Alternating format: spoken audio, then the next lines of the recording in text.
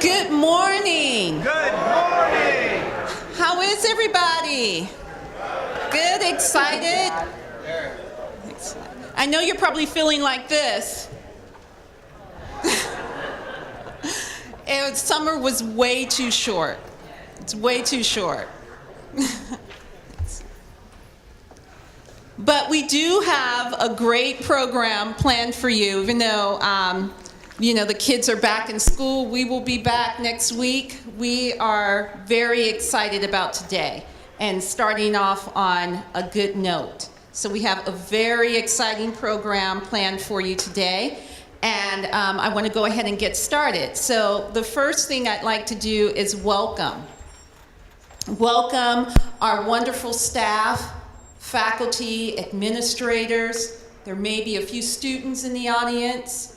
I'd like to say a special welcome if we have any of our Board of Trustees in the audience. I'd like to especially welcome our District Chancellor, Dr. Ortiz, and our State Chancellor as well, Dr. Bryce Harris, who will be speaking with us today. And then I'd also like to give a special welcome to our college presidents. If you could please stand. Dr. Norma Albriz-Galaviz, Dr. Debbie Budd, Dr. Honora Webb, and Dr. Eric Gravenberg. Thank you so much for being here. And thank you, all of you, for supporting District Flex Day. So before we get started, I'd like to introduce Dr. Orkin, who is going to share a few words with us. Dr. Orkin is our Vice Chancellor of Educational Services at Peralta Community College District.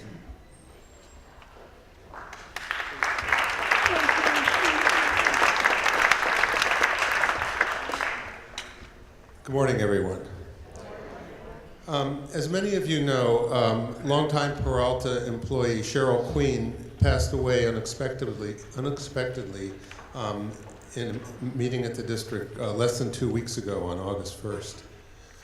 Cheryl worked as a curriculum and systems technology analyst in the Office of Educational Services, my office, at the district office. She was also active as a union steward for Local 1021 SEIU. Cheryl first started working at Peralta in 1981 and was loved and respected by everyone who knew and worked with her. The Peralta community is invited to a memorial service held by Cheryl's family this Saturday at 2 p.m. at the North Brae Community Church in Berkeley. In addition, Peralta will be hosting a memorial service for Cheryl in the atrium at the district office on Friday, August 30th at 3 p.m., at which time there will be an opportunity to say a few words in remembrance of Cheryl. More detailed information is available in the flyer that should be being passed around right now, and in an email that I sent out to everyone last Thursday, August 8th. So before we start with the activities of this morning, I'd like to have a moment of silence for Cheryl.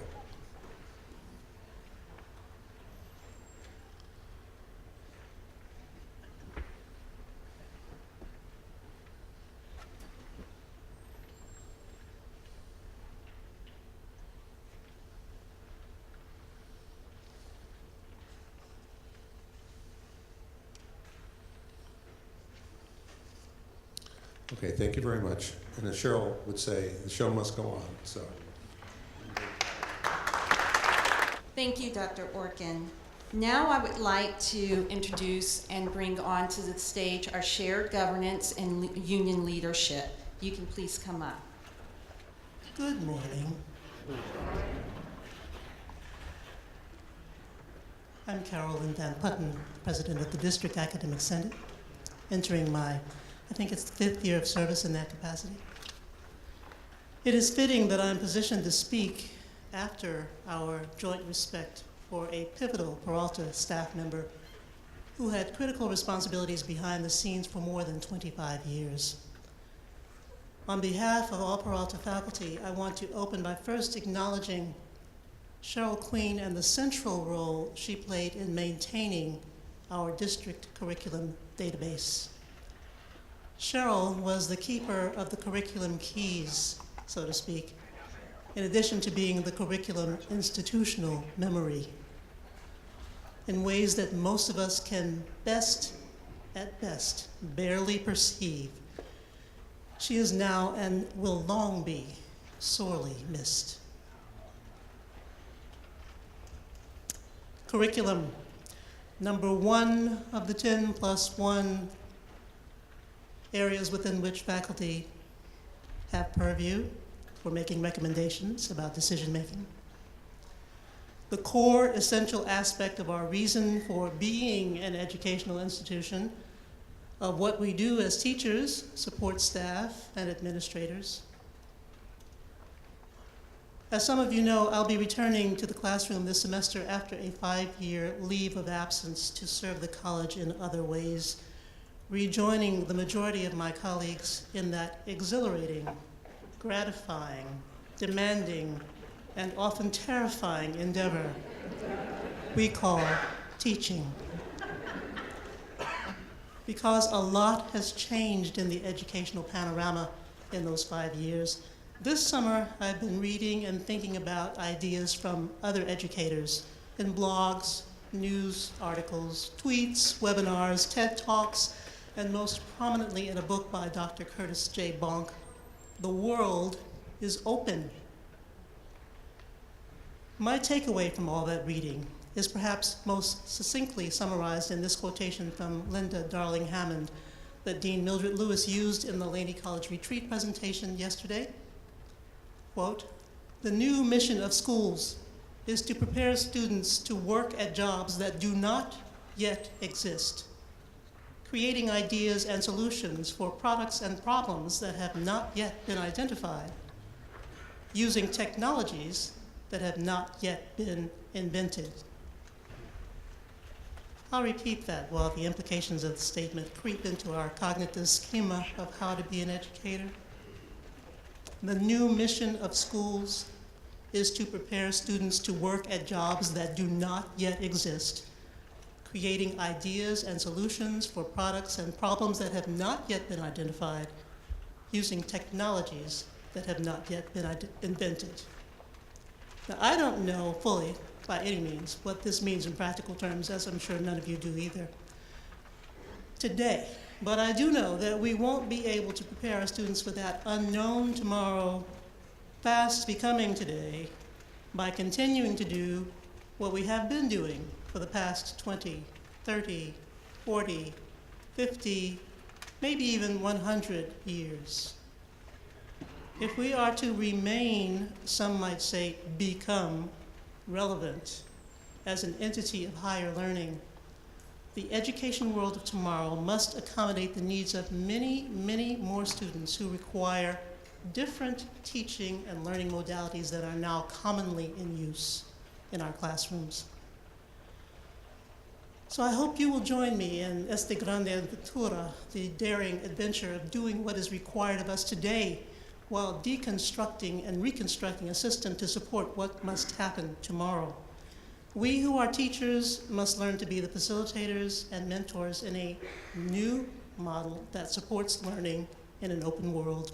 We must become interdisciplinary in our approach to encouraging the skills that are required to be a successful contributor to the social order, to the common good. Skills like creativity, collaboration, critical thinking, compassion. We must learn to make these changes and survive in them. Last year, speaking of change, I stood before you with that as a major theme of my talk, Brief Moments, and I showed you a prop that was a cover of an article, cover article of a Wired magazine that said, "The robots are coming for your job, and you'll be glad they did." Well, this year, I'm here to tell you that they're here already. This was on the newsstand a couple of weeks ago. Rise of the Robots, the Time Books special issue.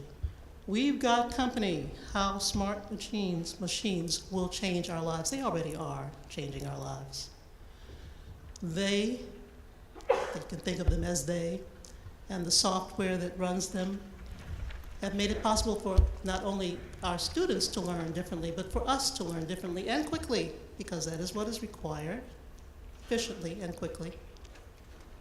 in ways that we did not have when we were going to school. I know that they weren't around when I was going to school. In closing, your District Academic Senate, the DAS, meets on the first and third Tuesdays from 2 to 4 p.m., usually at the district office in the boardroom.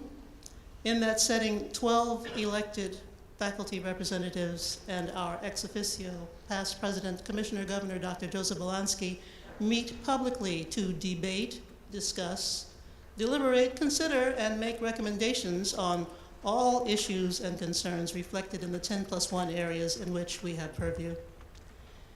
Any member of the Peralta or surrounding community is welcome to attend, observe, and, when appropriate, comment. Agendas for these meetings are distributed by email, usually no fewer than 72 hours in advance, and that would be by 2 p.m. on the Saturday preceding a given Tuesday. Please share your concerns and questions with me or with any DAS member and hold us accountable for addressing them. Stay alert. We need all the alerts we can get. Thank you. Good morning, everyone. My name is James Blake. I'm representing the Peralta Classified Senate. I'm the interim president of that organization, which comprises our 4 colleges, Classified Senate presidents and VPs, and one other outstanding senator from each college location. It's a privilege to address you today because one of the things that we felt was critical as a classified body of shared governance participants was to unify our efforts to achieve the mission of serving our students. One of the things that we've been able to appreciate over this time by collaborating with other administrators, faculty members, and students is how important it is, the mission of serving students and serving them well, and trying to basically grasp hold of that objective of student success. The one thing that I personally appreciate over the time that I had participated in shared governance is that the more I participate, the more I see the importance of serving students. And so, engaging in different types of activities, I began to appreciate some of the comments that were made by our trustees about Nguyen, when he says, that's our purpose for being here, is students. Everything that we do is surrounding about students. Also, I appreciated the customer service workshop that our chancellor provided to help us to see where we should have a laser focus on our primary customer, which is students. I also come to appreciate through collaboration how important it is for us to have a singular objective, and that objective is student success. By serving students, we serve ourselves. If our students are successful, we are successful. So as a member of the Classified Senate, I look forward to collaborating with the many stakeholders that we have throughout the college system, administrators, faculty members, student leaders, and other classified, to make that objective real. And so we are basically a symbiotic organism. When one benefits, we all benefits.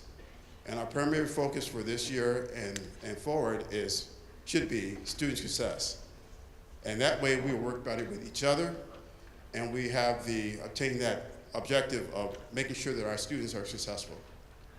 Classified Senate meets on the third Thursday of the month at the district office from 3 to 4:30. That's subject to change depending upon availability. Sometimes we try to meet at different college locations to help facilitate participation, but we encourage all to attend. We like and enjoy engagement of all stakeholders in that process. And so let's get better together. So by doing so, we'll be able to be successful with serving our students well. So let's have a successful 2013-2014 school year. Thank you. Well, thanks for coming today, and thanks to Tamika Brown, our District Staff Development Officer and recently elected Diversity Chair of the Peralta Federation of Teachers. Thanks to Tamika for organizing this week's event. It's nice to share the stage with James Blake and Carolyn Van Putten this morning. I'm Matthew Goldstein. I'm president of the Peralta Federation of Teachers, AFT Local 1603. We're the faculty union that represents about 1,000 full and part-time counselors and instructors and librarians and nurses at Berkeley City College, COA, Laney, and Merritt. On behalf of PFT, I'd like to welcome everyone to the new academic year and say that it's a year that's shaping up more promisingly than many years in recent memory. The reason for my optimism, however guarded, is pretty clear. Last year, the voters of the East Bay and of the Golden State generally passed Measure B and Proposition 30, two tax initiatives that will bring Peralta some $15 million a year for most of the next decade. Well, these additional monies won't restore us to where we were before the budget cut madness took hold in the state at the beginning of the Great Recession. They go a long way towards putting us in saner financial condition. Peralta's faculty played a prominent role in the campaigns for the passage of 30 and Measure B, and I would argue that the participation of faculty suggested yet again the devotion of our faculty to the colleges they work for and the students they serve. When times were hard, faculty allowed their wages to be eroded by inflation. They offered generous concessions on healthcare benefits. And now I'd say in these better times, it's time for our faculty to be made whole. To that end, PFT's negotiating team worked all summer with district-side negotiators to hammer out an agreement. We're set to meet again on Monday. We've made real progress in the last couple of sessions, and we're hopeful we can reach an agreement during the first month of the school year. And once we sign off, faculty can expect to receive their first wage increase in almost 7 years. We're also upbeat about the prospect. That's an applause line. It says right here that's an applause line, so I'm glad. We're also upbeat about the prospect of at last securing a 25-step salary schedule for our part-time faculty, which is a big deal.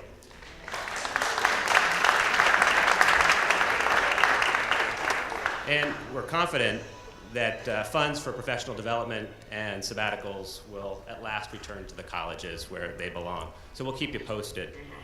That Peralta managed to at last have accreditation sanctions lifted from the colleges offers another reason to be cautiously sanguine about the year ahead. That's not to say that all of the drama around accreditation is going to go away. As you know, PFT shares some of the concerns raised by its parent union, the California Federation of Teachers, about the way the accreditation process played out at City College of San Francisco. Maybe some of you know, too, about the news that broke yesterday. The Department of Education issued a formal letter to the Accrediting Commission for community and junior colleges, essentially saying that it was out of compliance on 3 or 4 of the major issues that the CFT complaint raised with regard to City College. And I'm hopeful that Bryce Harris, who's here today, the State Chancellor, will address some of the issues around the City College situation during his remarks when he's up here in a few minutes. Still, whatever the complexities and concerns around accreditation, there's no doubt that Peralta is better off when it's fully accredited. It allows us to devote resources to teaching and learning, which, of course, are why we're here in the first place. And it's nice not to be devoting our institutional energies to the bureaucratic intricacies, let's say, of the accreditation process. So let me just say, in conclusion, that I would love faculty to turn out on Friday at 11:45 a.m. at Laney in the Bistro for a lunchtime update session. We were arguing yesterday in the office about what to call it, but I'm guessing that most faculty will want to hear about negotiations primarily, but we'll also sketch out what's coming in the year ahead. I also want to encourage folks who would like to have lunch with PFT on Friday and who wouldn't want to have lunch with PFT. I'd encourage them to email our new staff person, Laura Watson, whom some of you have met. She's over here to my right. Email her at union@pft1603.org. That's union@pft1603.org. And try to do that today so we have plenty of food on hand. And also, I would encourage part-timers to attend PFT part-time Representative Cynthia Mahaber's Friday afternoon session, again here at Laney. This is about part-time health care in the era of Obamacare. This will be in Laney Room E254 from 4 to 5 p.m., so we hope you can make it. Now I have the distinct privilege of introducing the Chancellor of our district, Jose M. Ortiz. He's now entering his second full year at Peralta. I can say he enjoyed a pretty nice rookie season at Peralta. The financial picture in the state brightened considerably. As we've said, all 4 colleges had their accreditation sanctions lifted, and perhaps sweetest of all, there's an excellent pie shop within walking distance of the district now. So the Chancellor and those of us who work for him have every reason to expect a good year. So thanks very much for your time, and Chancellor, take it away.